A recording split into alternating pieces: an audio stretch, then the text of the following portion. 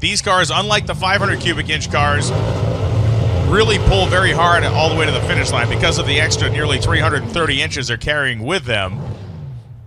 They will make the back half of the racetrack, of course, in a lot quicker fashion than a 500 cubic inch car, which rate of acceleration slows way down once those babies are in high gear. Brad Waddle now from Kansas coming up. Brad backing his Mustang to the starting line. The Innovators West sponsored car.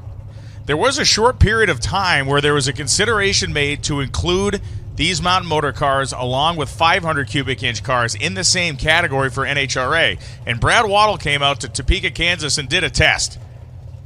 And they put a smaller set of tires on it. And it still outran the 500 inch cars by a couple tenths. And then they put some weight on it. And it still outran the cars by a couple tenths. And that day the experiment ended. And that's why it's called an experiment. Because we tried. And then we put a 500-inch motor in it. It was an interesting idea, and sometimes in this sport you have to really make a dry run at something to see how it's going to play out, because the math will tell you one thing, the white sheet of paper in your idea will tell you one thing, and the physical results will tell you another. And Brad Waddell should have sandbagged his way. Oh yeah, this is going to work perfectly. Pow, pow, pow.